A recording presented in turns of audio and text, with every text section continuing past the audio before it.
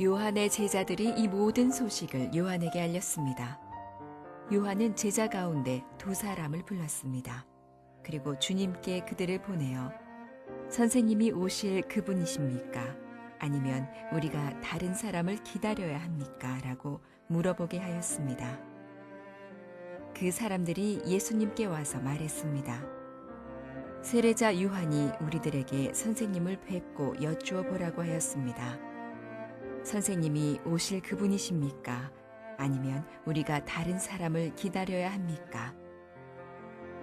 그때 예수님께서 질병과 고통과 악한 영에 시달리는 많은 사람들을 고쳐주셨습니다. 또 보지 못하는 사람들도 볼 수 있게 하셨습니다. 예수님께서 요한의 제자들에게 말씀하셨습니다. 가서 요한에게 너희들이 보고 들은 것을 알려라. 보지 못하는 사람이 보고 다리를 저는 사람이 걷고 문둥병 환자가 깨끗해지며 듣지 못하는 사람이 듣고 죽었던 자가 살아나며 가난한 사람들에게 복음이 전파된다고 하여라. 나를 의심하지 않는 사람은 복이 있다. 할렐루야. 우리 한번 하나님께 감사의 박수를 드리겠습니다. 주님의 이름으로 우리 서울드림교회 3부 예배 오신 여러분을 환영합니다. 하나님께서 예배 가운데 큰 은혜로 더하여 주시기를 바랍니다. 네, 한번 가슴에 손을 얹고 우리 믿음을 고백하고 함께 말씀을 나누겠습니다. 하나님은 나를 사랑하십니다. 나는 그 사랑 안에 있습니다. 하나님은 오늘 나에게 말씀하실 것입니다. 그 말씀에 능력이 있습니다. 그 말씀에 생명이 있습니다. 내 마음을 하나님께 엽니다. 내 생각을 예수님께 집중합니다. 들은 만큼 변합니다. 들은 만큼 행복해집니다. 오늘 저희가 세례 요한에 대한 말씀을 나누면서 특별히 의심이라는 주제에 대한 얘기를 해보려고 합니다. 여러분은 어떻습니까? 여러분은 의심이 없는 사람이 있을까요? 저는 여러분 목사입니다. 저는 의심이라고 말하기보다는 참 질문이 많습니다. 성경을 보면서도 그러하고 또 믿는 분들의 삶을 보면서도 이런저런 질문을 참 많이 하게 됩니다. 예를 들면 성경을 보면서 저는 제가 가졌던 질문 중에 하나는 이런 것입니다. 어린아이들은 어떻게 되는 것일까? 태어나자마자 예를 들면 죽은 아이들, 그런 애들은 구원을 받을까 못 받을까? 또는 그렇게 태어나자마자 죽은 아이들이 아니라 할지라도 좀 어린 아이들 4살, 5살, 6살, 7살 이렇게 아직 세상에 대해서 죄란 이야기라든지 인식에 대한 것이 없는 아이들은 구원의 문제가 어떻게 될까? 이런 것들이 저한테는 좀 질문입니다. 그래서 마음가도 이런 생각이 들어요. 왜 그거 성경에 좀 안 적어 놓으셨을까? 성경에 딱 이렇게 적어 놓으면 얼마나 좋아요. 나 여호와가 말하노라 10살 이하의 아이들은 아무 말도 묻지 아니하고 천국에 들어보내겠노라. 얼마나 하면 깨끗하고 좋아요. 이런 질문만이 아니라 우리는 참 질문이 많습니다.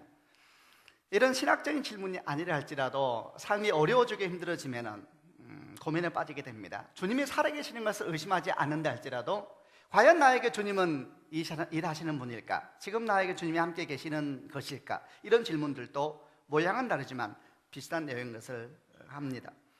사실 우리는 질문하면서도 그 질문이 문제가 있다는 것도 압니다. 예를 들어서 지금 제가 말한 것처럼 성경에 10살 이하의 아이들은 아무것도 묻지 않고 천국에 다 들어올 수 있다라고 말을 했다면 아마 역사에 엄청난 비극이 생겼을 겁니다.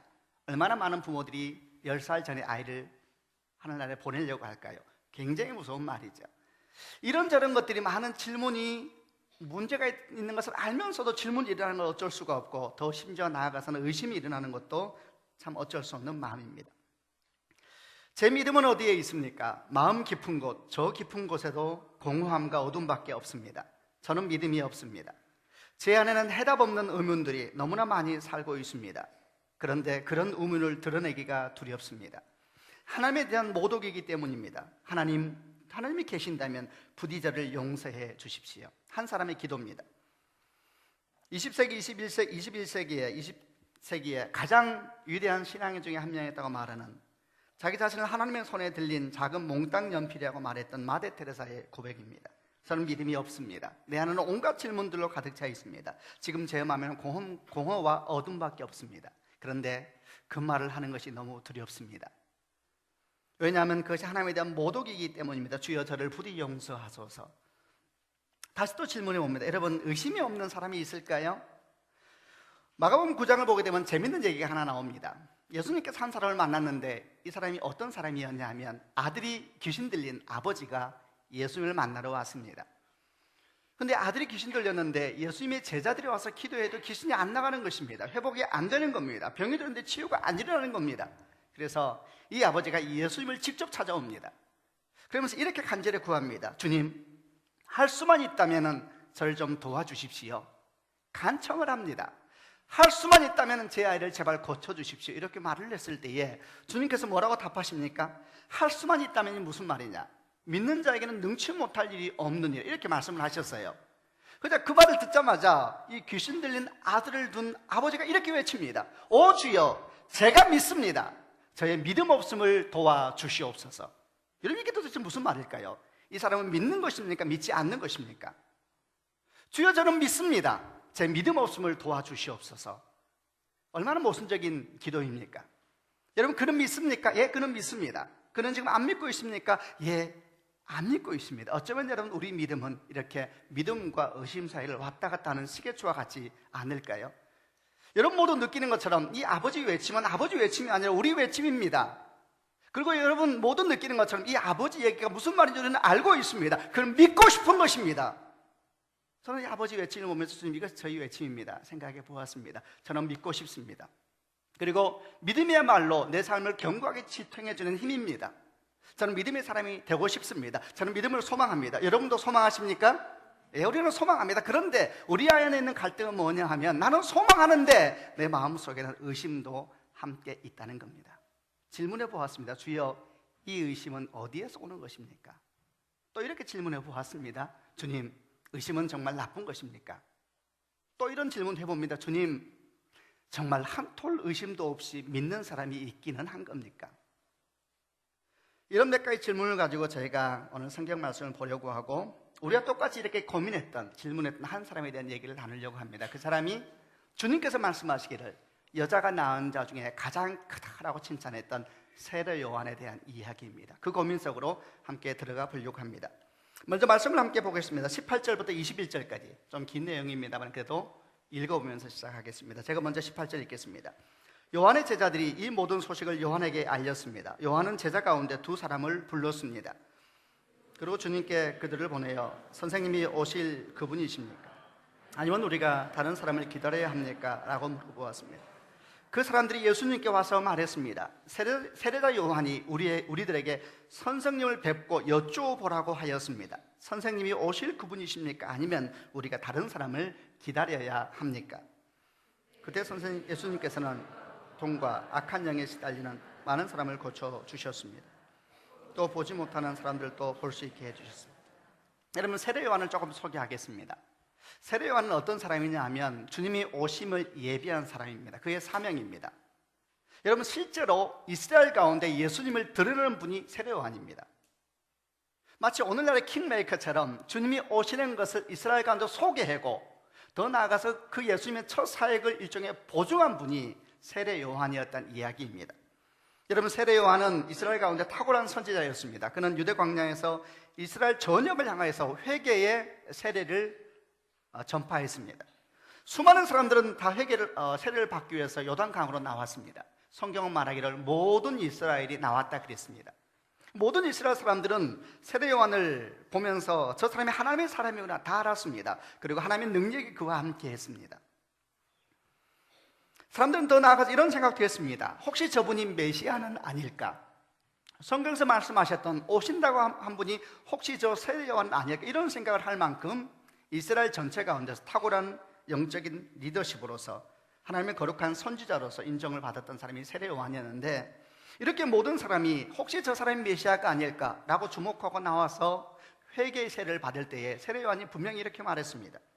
나는 아닙니다. 나는 광야에서 외치는 소리에 불과합니다. 내 뒤에 또 다른 분이 오실 것인데 그분은 나보다 훨씬 강한 분이십니다. 나는 그분의 신발끈도 풀지 못할 것입니다. 나는 물로 세례를 주지만 그분은 불과 성령으로 세례를 베푸실 것입니다. 이렇게 사람들이 외치기 시작했습니다. 그리고 어느 날 세례 요한이 요단강에서 세례를 주고 있을 때에 저 멀리서 예수님께서 오실 때 위대한 사건이 일어났습니다. 예수님께서 세례 요한을 향해서 걸어오는데 하늘이 열리면서 성령이 비둘기처럼 성령의 역사가 그 위에 막 임하는 것이 보였습니다.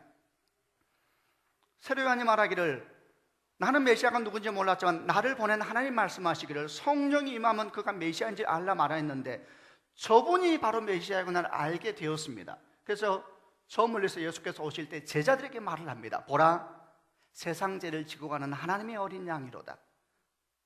그리고 예수께서 요단강에 들어오셔서 세례요한 앞에 세례를 받겠다고 겸손하게 머리를 숙일 때에 세례요한이 깜짝 놀랍니다. 그리고 이렇게 말합니다. 오 주여, 내가 세례를 받아야 할 것인데 어찌하여 당신이 내게 나아옵니까? 여러분, 이런 일들이 세례요한과 예수님 사이에 있었다는 이야기입니다. 지금 제가 말했던 이야기들은 여러분만 들은 것이 아니라 그 당시에 모든 이스라엘 사람은 다 들었습니다. 세례요한 주변에는 수많은 사람이 모여 있었고 그가 한 이야기는 금방 소문이 퍼졌습니다. 근데 그가 말을 합니다. 내 뒤에 한 분이 오실 것인데 그분이 바로 이분이다라고 말을 했으니까 이스라엘 전체에서는 그 예수에 대해서 얼마나 관심이 커졌겠습니까? 세례요한은 예수님을 이스라엘 가운데 소개한 사람과 같은 사람이었습니다. 그런데 여러분, 지금 세례요한은 어떤 상황이냐면은 헤롯 왕에 의해서 감옥에 갇히게 된 상황입니다. 자기가 이스라엘에게 소개한 사람인데 정작 그분의 사역을 자기가 눈으로 보지 못하고 감옥에서 소문으로 들을 수밖에 없는 상황 가운데 그가 처하게 되었습니다. 여러분, 분명코 그는 너무너무 관심이 많았을 것입니다. 얼마나 궁금했을까요? 하나님께서 말씀하시던 메시아, 그의 평생의 사명인데 얼마나 궁금했겠습니까? 그래서 제자들에게 부탁을 합니다. 그의 모든 일을 나에게 전해달라고. 그래서 세례 요한의 제자들이 예수님 가까이 가서 모든 얘기를 다 전해줍니다. 예수께서 하신 모든 사역에 대해서 다 전하게 된 것이죠. 그런데 여러분, 감옥 속의 세례 요한이 예수님의 사역과 예수님 말씀을 전해드리면서 기쁨만 생기지 않았습니다. 이상한 마음이 들었습니다. 의문이 생기기 시작하고 성경은 의심이라고 표현할 수 있을 정도의 마음이 혼란도 생기기 시작했습니다. 메시아가 와서 당신이 사역을 해서 이스라엘 가운데 드러내고 이제 그분이 위대한 일을 하고 있는데 그 얘기를 전해 듣는데 마음이 불편해지기 시작한 거예요. 그리고 의문을 넘어가서 의심이 생기기 시작하면서 정말 저분이 메시아일까라는 생각들을 감옥에서 하게 되었다는 이야기입니다. 성경은 이렇게 설명하고 있습니다. 왜 세례요한이 마음이 혼란스러워졌을까? 그것은 오늘 읽은 본문에 처음 나오는 것처럼 들려오는 소식이 요한을 혼란스럽게 한 것입니다. 첫 번째, 뭐가 어려웠습니까? 세례요한이 제자를 통해서 들은 예수님의 모습은 그가 선포했던 메시아 상과는 너무 달랐습니다. 여러분, 사람마다 다 나름대로의 하나님 모습이 있습니다. 여러분도 다 있습니다. 다 있습니다. 경험한 하나님에 다 있어요. 그러니까 세례요한이 알고 있는 그 하나님 또는 메시아에 대한 그림이 있었던 거예요. 근데 그가 선포했던 메시아 상과 밖에서 들려오는 그리스도의 모습에 너무나 충돌이 일어났던 것입니다. 예를 들면 여러분, 이런 것입니다. 오늘 저희가 누가복음 7장 내용을 보고 있는데 그 내용 바로 앞에 오면 두 가지 사건이 나옵니다. 하나는 백부장의 종을 치유한 사건이고 두 번째는 나인 성에 있는 과부의 아들이 죽었는데 그 아들을 살리는 사건이 두 개가 나옵니다. 이런 얘기도 다 들렸을 것입니다. 제자들이 꼬치꼬치 다 전했겠지요. 여러분, 이런 얘기를 전해 들을 때에 세례요한은 혼란에 빠졌습니다. 여러분, 백부장 얘기를 해보겠습니다. 백부장은 이방인입니다. 우선 이방인에게 메시아가 일한다는 것도 이해할 수 없었는데 백부장을 살린 것이 아니라 백부장의 종을 살리죠. 그보다 더 놀라운 것은 그 뒤에 주님께서 하신 말씀입니다. 그 믿음을 칭찬하면서 이스라엘 중에서도 이런 믿음을 본 적이 없다고 말을 했습니다. 이게 도대체 무슨 말입니까? 세례요한은 그걸 전해드린 거예요. 이게 도대체 무슨 말일까요? 다른 이방인도 아니고 자기를 다스리고 있는, 이스라엘을 다스리고 있는 이제 없어져야 되고 무너져야 될 그런 다스리는 세력들을 향해서 칭찬하는 것처럼 믿기지 않았을까요? 그들에게 도대체 믿음이라는 게 뭘까요? 이방인에게 믿음이 있다고 생각했을까요? 세례요한이 아마 안 했을 것입니다. 그런데 칭찬을 하면서 이스라엘에는 어떤 믿음보다 더하다 그랬으니까 세례요한이 마음이 번잡해졌을 것입니다. 나인성에서 한 과부의 아들이 죽었습니다. 근데 예수께서 지나가시는데 그 나인 마을 이름이죠. 성에서 사람들이 관을 메고 나오는 것입니다. 그런데 주님께서 관을 멈추게 하십니다. 그리고 그 관 위에 손을 대면서 죽은 아들에게 일어나라고 말을 합니다. 여러분, 이 소식도 다 전해졌을 거예요. 여러분, 유대인들에게 있어서는 말입니다, 죽은 자가 살아나는 것보다 민감한 것이 관에 손을 얹었다는 것입니다. 거룩한 유대인들은 관을 부정하다 말했습니다. 손을 내면 안 되는 것입니다. 손대도 안 되고 가까이 가도 안 되는 것인데 관에 손을 올리고 기도했다는 사실이 기적보다 세례요한의 마음을 더 혼란스럽게 만들었습니다. 그것만이 아니라 얼마나 많은 소식들이 들려오기 시작합니까? 예수님께서 여인들을 가까이 한다, 이 말이 좀 이상하죠. 먹는 거 좋아한다, 그리고 우신다, 이런 모든 이야기들은 충격이었습니다, 여러분. 그러니까 그는 감옥 안에 있으면서 온갖 소리를 들으면서 복잡하기 시작합니다. 왜냐하면 그가 선포한 메시아는 그게 아니었거든요. 그는 회개하라 선포했던 사람입니다. 성경에 이렇게 나와 있습니다. 세례 요한이 한 이야기입니다. 도끼가 이미 나무 뿌리에 놓여 있다. 좋은 열매를 맺지 못하는 모든 나무는 잘려서 불 속에 던져질 것이다. 그는 심판의 메시아를 선포했었습니다. 근데 감옥 바깥에 들려오는 메시아는 심판의 메시아가 아니에요. 눈물의 메시아요, 가난함의 메시아요, 결코 가까이에서는 안 되는 사람들에게 가까이 다가가는 메시아였고, 부정해서 만지면 안 되는 걸 손대는 메시아였고, 뭐 엄청난 얘기들이 감옥 안으로 막 들어오기 시작했을 때에 세례요한이 가지고 있었던 생각들과 일종의 충돌이 일어나게 된 겁니다. 그런데 그런 충돌에서 더 심화되는 사건이 왜 생겼냐면, 여러분, 그가 굉장히 영성이 깊은 사람이었습니다. 그가 죽을 날이 얼마 안 남았다는 걸 본인이 알았습니다. 여러분, 세례요한은 곧 죽습니다.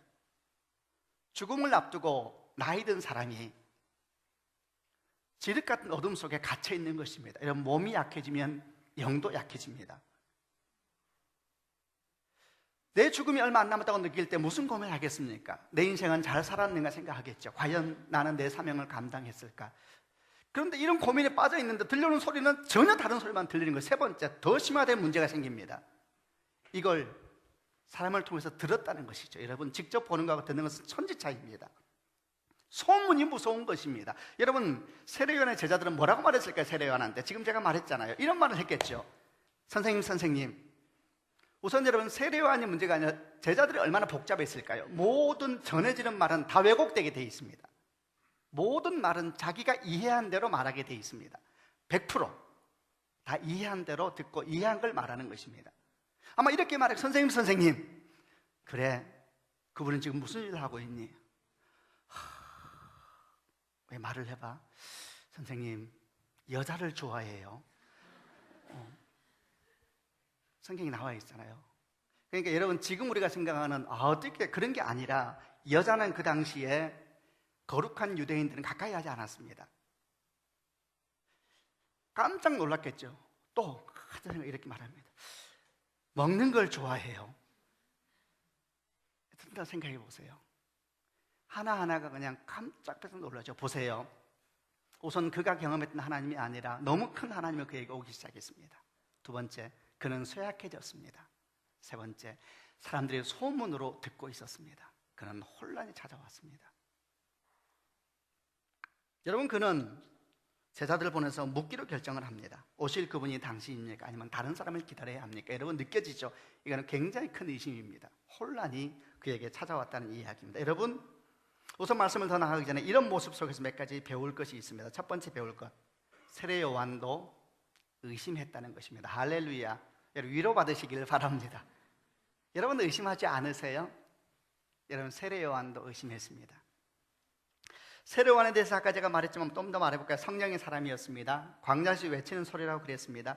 여자가 낳은 자 중에 주님 말씀하시길 제일 큰 자라 그랬습니다. 여러분, 주님이 오시면 예비하는 것이 사명인 사람이었습니다. 그는 순교자였습니다. 여러분, 믿음으로 말한다면 이보다 더 큰 믿음인 사람이 있을까요? 이보다 더 큰 믿음인 사람을 만나본 적이 있나요? 없습니다. 여러분, 이렇게 큰 믿음인 사람이 어디 있습니까? 근데 그도 의심했었습니다. 사랑하는 여러분, 의심하는 것은 이 말을 이해해 주시길, 죄가 아닙니다. 그게 우리입니다. 여러분, 우리예요, 우리. 아까 그 아버지 기도처럼 내가 믿습니다, 내 믿음 없음을 도와주셔서, 이 모순적인 기도를 하면서도 울고 나아가는 것이 여러분과 접니다. 사실 의심한다는 것은 주의 일을 분명히 주춤하게 만듭니다.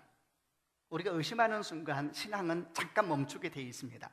그럼에도 불구하고 정직하게 말합시다. 우리는 다 그런 존재입니다. 여러분, 의심하지 않는 사람이 어디 있겠습니까? 다 자연적인 감정이지 않습니까? 분노, 수치, 두려움 없는 사람이 어디 있습니까? 다 있습니다. 그냥 마음에서 일어나는 자연적인 감정의 모습이죠. 여러분, 그런 감정으로부터 자유로울 사람은 아무도 없습니다. 만약 누군가가 여러분에게 말하기를 나는 이제 모든 그런 감정으로 다 자유로워, 나는 이제 분노 없어, 나는 이제 조금도 의심하지 않게 됐습니다, 거짓말입니다. 아니면 잘못 알고 있든지 교회 오래 다니게 되면은 자기가 무슨 말을 하는지 모르면서 하는 사람이 많거든요. 여러분, 그 말은 무슨 말과 똑같냐면 나는 이제 죄의 유혹으로부터 완전히 자유해 하는 말과 똑같은 말입니다. 없습니다, 그런 사람. 성경적이지도 않습니다. 여러분, 우리는 마지막 갈 때까지 유혹에 시달립니다. 우리에게는 능력은 유혹을 안 받는 게 아니라 성령이 우리와 함께 계셔서 이제는 그 유혹과 싸울 수 있는 믿음이 생겼다는 것입니다. 할렐루야. 우리에게 있는 권세는 여러분, 세상으로부터 구별돼서 갑자기 천국을 간 것이 아니라 세상에 살게 되었는데 우리 안에 성령이 함께 계시면서 부딪힐 수 있는 용기가 생긴 것입니다. 성령이 도우시는 것입니다. 다시 떨쳐 일어나서 나아갈 수 있는 믿음이 우리에게 생긴 것입니다. 유혹은 계속해서 일어나게 될 겁니다. 분노도 일어나게 될 것입니다. 의심도 다가오게 될 겁니다. 그러나 우리는 두려워하지 않습니다. 그게 나니까요. 그리고 오늘 세례요한의 모습처럼 다시 한 걸음 한 걸음 걸어가게 되는 것입니다. 여러분, 성경은 분노 자체를 죄라고 말하지 않았습니다. 오히려 이렇게 말하고 있습니다. 화가 나더라도 죄를 짓지 마십시오. 재밌잖아요. 화가 나더라도 죄를 짓지 마십시오. 해가 지기 전에 화를 푸시길 바랍니다. 그렇지 않으면 사단이 여러분을 공격할 수 있도록 놔두는 것이 됩니다. 보세요, 화를 내는 건 죄가 아니에요. 근데 그 화를 붙들고 있으면은 죄를 지을 수 있는 환경이 조성되기 시작합니다. 그 화를 묵상하기 시작하면, 스스로 그 속에 들어서 또 다른 화를 만들기 시작하면 사단이 일을 하기 시작합니다. 여러분, 의심도 같습니다. 의심은 죄가 아닙니다. 그러나 그 의심을 잘못 관리하게 되면 큰 문제가 생기게 될 겁니다. 여러분, 오늘 저희는 의심에 대한 얘기를 하면서 여기까지만 얘기해도 사실은 많은 의심에 대한 부분이 조금씩 정돈되고 있다는 느낌을 가지셔야 합니다. 지금 말한 것처럼 의심하는 것은 이상한 것이 아니다. 오히려 그게 당연한 것이다. 그러므로 로마서 14장 1절 말씀처럼 믿음이 연약한 자를 너희가 받아라. 그리고 그의 의심하는 자를 비판하지 마라. 의심하는 것이 이상한 것이 아니다. 그리고 그걸 비판하지 말아야 된다. 그러면 자연스럽게 이런 묵상으로 이어지게 되죠. 그러면 건강함이란 무엇입니까? 영적 건강함, 성숙이란 무엇일까요? 그것은 의심하지 않는 것이 아니라 그런 감정이 일어날 때 그 감정을 바르게 이끌어갈 수 있는 영적인 힘입니다. 내면의 힘이지요. 의심이 일어날 때 그 의심이 불신으로 성장하지 않도록, 분노가 일어날 때 그 분노가 죄를 향하지 않도록, 두려움이 생길 때 그 두려움이 낙심이나 포기로 향하지 않도록, 수치가 생길 때 그 수치가 상처로 마음속에 새겨지지 않도록 하는 것은 우리가 하는 일입니다. 성령이 도우십니다. 아멘. 오히려 우리는 여러분 이렇게 말할 수 있습니다. 오히려 그런 감정을 통하여서 우리는 더 주께 가까이 나아갈 수가 있는 것입니다. 만약에 우리가 그 감정을 바르게 통제하고 바르게 흐르게 할 수만 있다. 마치 이거는 무엇과 똑같으냐면 하늘에서 비가 온다고 상상해 보시길 바랍니다. 비가 막 폭우가 쏟아집니다. 사실 분노도 폭우입니다.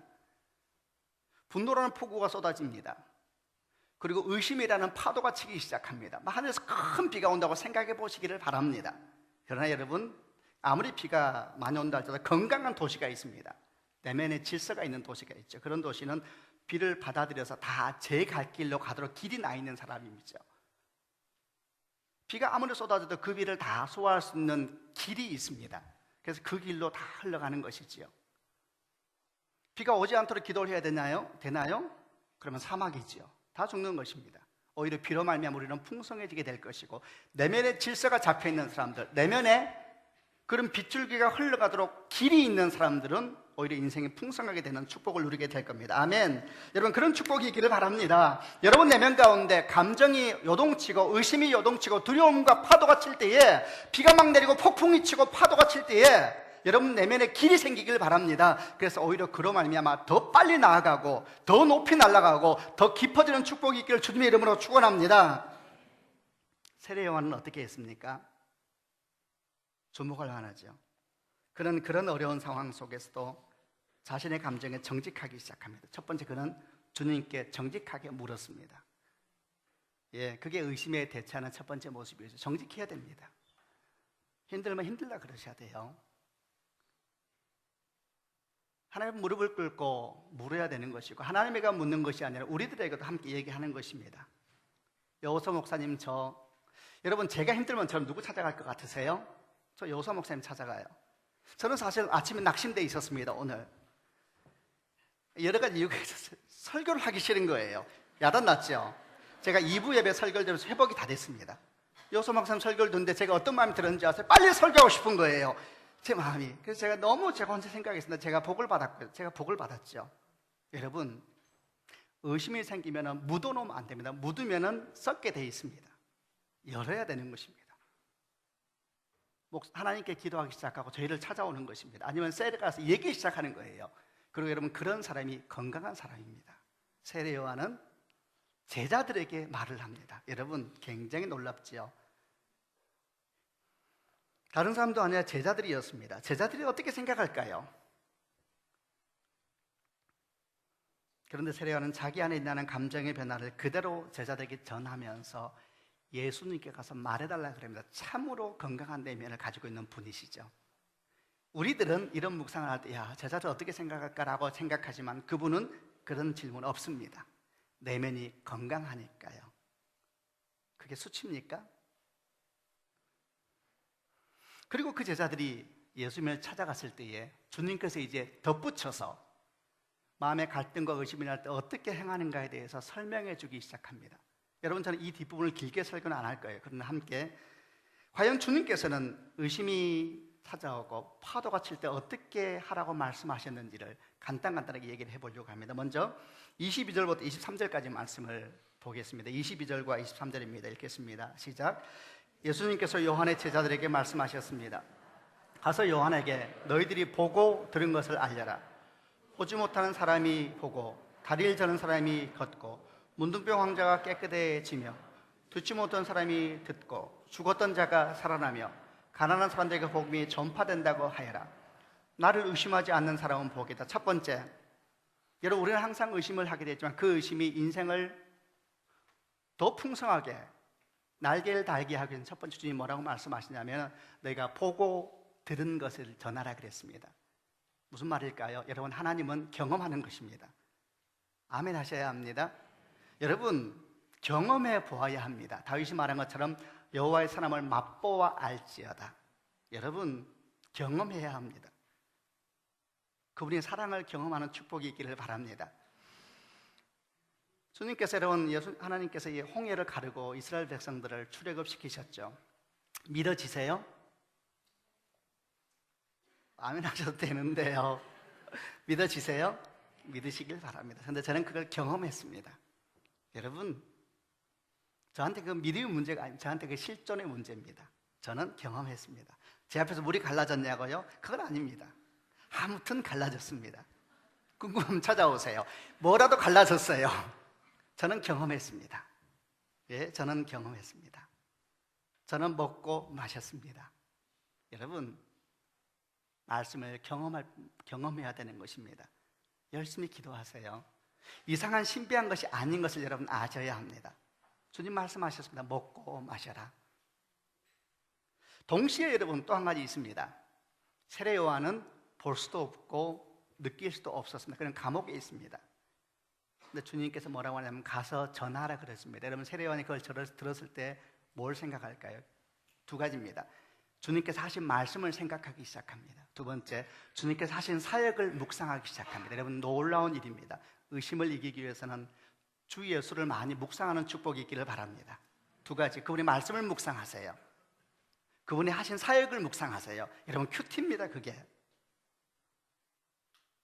여러분에게 날개를 다는 일입니다. 참 재미있고 감사한 것은 이렇게 요한의 제자들이 와서 예수님에게 질문했을 때 주님이 왜 느낌을 몰랐겠습니까? 의심하고 있는 것이죠. 그런데 여러분 결코 주님이 화를 안 내십니다. 그게 주님이십니다. 그는 비난하지 않았습니다. 얼마나 비난할 이유가 많겠어요. 이렇게 비난하지 않았을까 혼자 적어봤어요. 세례요한에게 가서 말하고 네가 그럴 수가 있냐고. 다른 사람이 그러는 건 내가 참겠다. 그런데 어떻게 네가 그럴 수가 있냐. 그때 일 네가 다 잊었느냐. 성령 임할 때 네가 봤다며. 하늘 소리가 들렸잖아. 다른 사람은 몰라. 네가 그럴 수가 있는다고 회개해라. 천국에 가까웠다. 덧붙여 이런 말을 했을지 몰라요. 정말 네가 말한 것처럼 너 회개해라. 이렇게. 여러분 근데 주님은 전혀 꾸중하지 않으십니다. 여러분 도마가 의심했지요. 주님이 꾸중했을 것 같아요. 전혀 꾸중하지 않았습니다. 이렇게 말씀했죠. 보지 않고 믿는 자가 복이 있다. 그 말은 꾸중이 아니라 사랑이요 은총입니다.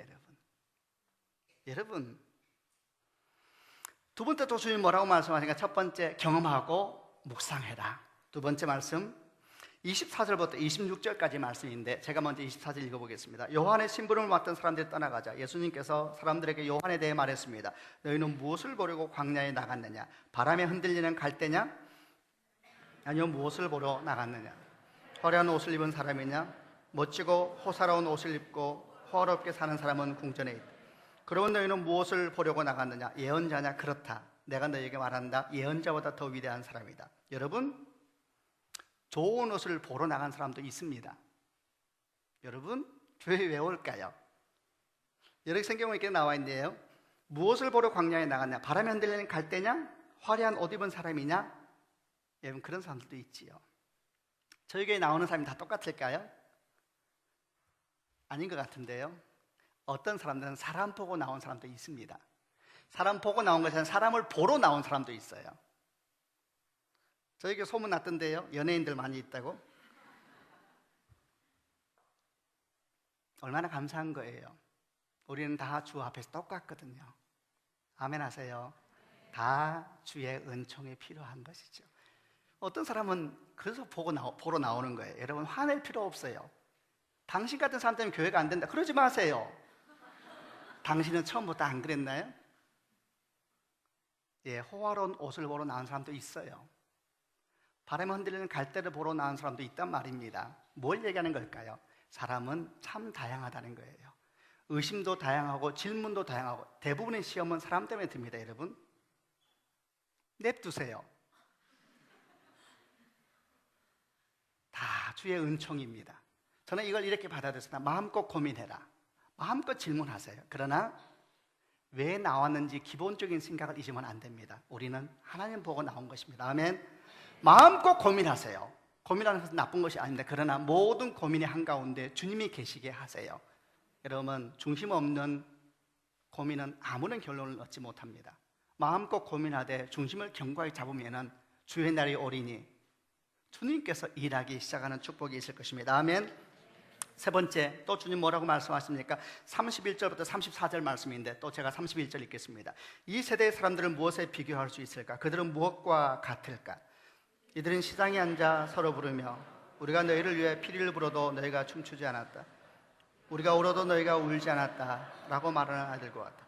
세례자 요한이 와서 빵도 먹지 않고 포도주도 마시지 않았다. 그러자 너희들은 저 사람은 귀신이 들렸다라고 말한다. 인자가 와서 먹고 마셨다. 그러자 너희들은 봐, 저 사람은 먹보여 술꾼이며 세리와 죄인의 친구로구나 라고 말. 세 번째, 이게 우리입니다. 여러분 우리는 고집이 세고 무지하고 편견에 사로잡혀 있습니다. 아멘 하세요. 우리는 우리가 알고 있는 부분적인 지식을 진리라고 말하는 걸 좋아합니다. 우리는 여러분 생각을 잘 안 바꾸려고 합니다. 생각을 바꾸면 진다고 생각하죠. 제일 당황스러운 건 뭔지 아세요? 세 가지가 같이 나타나는 사람이죠. 무지합니다. 편견에 사로잡혀 있습니다. 그런데 고집까지 셉니다. 아무도 답이 없지요. 이 메시지는 뭡니까? 우리가 그런 사람들입니다. 여러분 의심하세요. 그러나 항상 자기 자신의 모습을 잊으면 안 됩니다. 우리는 고집이 너무 세요. 다 그렇죠. 요소 목사님하고 저하고 누가 거짓인 것 같으세요? 요소 목사님 외모 때문에 손해를 많이 보죠. 저는 외모가 온유하게 생겨서 사실은 제가 고집이 세요. 여러분, 우리는 다 고집쟁이들이요, 어깨가 굳은 사람들이고 다 그렇습니다.